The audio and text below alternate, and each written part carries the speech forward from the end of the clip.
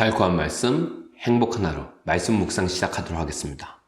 오늘 우리가 함께 묵상할 말씀은 구약성경 레위기 21장 16절에서 22장 9절 말씀입니다.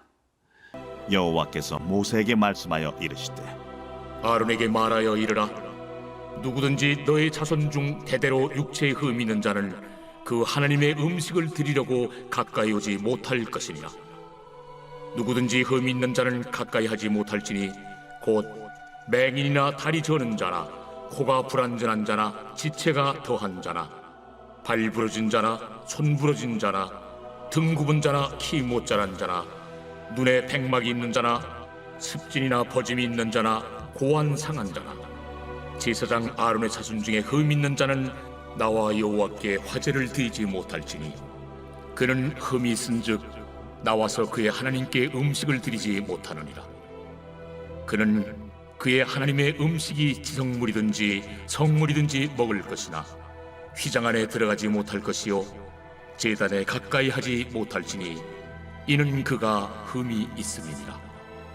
이와 같이 그간의 성소를 더럽히지 못할 것은 나는 그들을 거룩하게 하는 여호와임이니라. 이와 같이 모세가 아론과 그의 아들들과 온 이스라엘 자손에게 말하였더라. 제 22장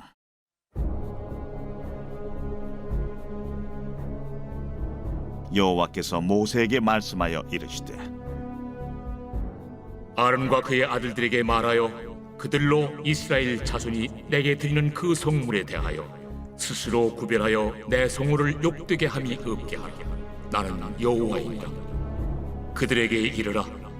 누구든지 내 자손 중에 대대로 그의 몸이 부정하면서도 이스라엘 자손이 구별하여 여호와께 드리는 성물에 가까이 하는 자는 내 앞에서 끊어지니라. 나는 여호와이니라. 아론의 자손 중 나병 환자나 유출병자는 그가 정결하기 전에는 그 성물을 먹지 말 것이요 시체의 부정에 접촉된 자나 설정한 자나 무릇 사람을 부정하게 하는 벌레에 접촉된 모든 사람과 무슨 부정이든지 사람을 더럽힐 만한 것에서 접촉된 자 곧 이런 것에 접촉된 자는 저녁까지 부정하니 그의 몸을 물로 씻지 아니하면 그 성물을 먹지 못할지며 해질 때에야 정하리니 그 후에야 그 성물을 먹을 것이니라. 이는 자기의 음식이 됨이니라. 시체나 찢겨 죽은 짐승을 먹음으로 자기를 더럽히지 말라. 나는 여호와이니라. 그들은 내 명령을 지킬 것이니라. 그것을 속되게 하면 그로 말미암아 죄를 짓고 그 가운데서 죽을까 하노라. 나는 그들을 거룩하게 하는 여호와이니라. 오늘 우리가 읽은 레위기 21장 16절에서 22장 9절 말씀은 제사장의 거룩함에 대한 하나님의 말씀입니다. 그 중에서 특히 이 제사장의 육체적인 온전함과 또 제물을 먹을 때 제사장이 지켜야 할 정결 규례에 대한 말씀이 오늘 읽은 본문의 내용입니다. 16절에서 24절 말씀 보면 성소에 제사장이 들어가서 하나님께 제물을 드릴 때 특별히 제사장들은 휘장 안으로 들어가기 때문에 더 높은 수준의 거룩함이 하나님께 요구되었습니다. 그래서 윤리적으로도 삶으로도 온전해야 되지만 육체적으로도 흠이 없을 것을 하나님이 요구하시는 거죠. 아무리 대제사장 아론이나 또 아론의 자손이라 할지라도 장애가 있거나 혹은 사고나 질병으로 인해서 육체에 장애를 입은 경우에는 하나님의 성소에 들어갈 수 없다고 말씀하십니다. 하나님이 태어날 때부터 가지는 이런 선천적인 장애까지 차별을 하시나 어쩌면 그렇게 여러분들은 생각하실 수도 있습니다. 하지만 거룩하신 하나님 앞에서 존재적인 죄인 우리는 선천적이든 후천적이든 사실은 주님 앞에 설 수가 없는 존재지요. 왜냐하면 하나님은 완전하시기 때문입니다. 그리고 하나님은 그 완전하심 앞에, 그 거룩하심 앞에 서는 모든 자에게 완전함을 요구하십니다. 그래서 아무도 설 수 없지만 하나님의 은혜로 하나님께서 특별히 몇 사람을 택해서 선택해서 세우는데 그게 바로 제사장이라는 거죠.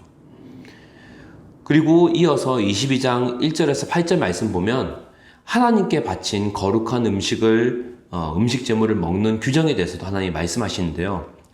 제사장도 하나님께 바친 제사 음식을 그냥 아무거나 다 먹는 게 아닙니다. 여기에서 언급하고 있는 제물은 화목 제물로서 하나님께 바쳐진 제물, 그 중에서도 제사장의 몫으로 거제 음식 제물, 즉 성물만 먹을 수 있었습니다.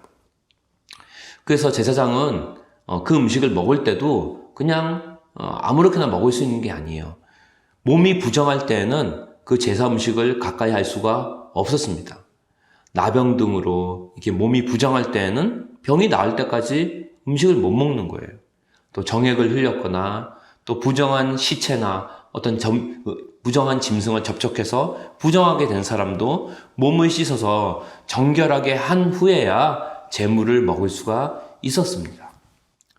그래서 22장 9절 말씀 보면 제사장은 거룩하신 하나님을 대하듯 정말 정결한 몸으로 그 거룩한 음식을 대해야 된다고 말씀하고 있는 거예요. 그리고 하나님은 이런 음식 규례 또 제사 규례를 사소하게 여기고 어기게 되면은 반드시 죽으리라고 경고하고 계십니다. 예. 하나님은 제물을 드리는 제사장에게 이렇게 온전함을 요구하는 거예요. 영적으로, 윤리적으로 온전함은 물론이고 육체적인 흠도 없어야 된다고 말씀하고 거듭 말씀하고 있습니다. 그래서 사실 어떤 탁월한 제사장도 하나님 앞에 완전할 수가 없죠. 예. 우리를 온전히 중재할 수가 없는 겁니다. 그래서 우리에게는 흠 없고 완전한 대제사장이 필요하고 그런 대제사장이 우리에게 오셔야 됐던 이유가 되는 거죠. 그리고 그 분이 바로 우리가 알고 있는 또 우리가 믿고 있는 예수 그리스도입니다. 바로 하나님의 아들 예수님만이 이런 하나님의 완전한 거룩함의 조건들을 충족하기 때문입니다. 그리고 이제는 그 하나님의 대제사장이신 예수 그리스도를 믿는 모든 신자들, 믿는 자들이 바로 하나님의 제사장으로 설 수 있게 된 겁니다. 우리가 예수님의 피로 구원을 받고 하나님의 제사장이 되었습니다.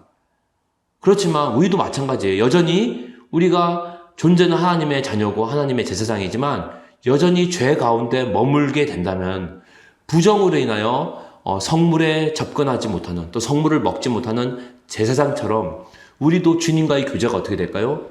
끊어지게 되는 거예요.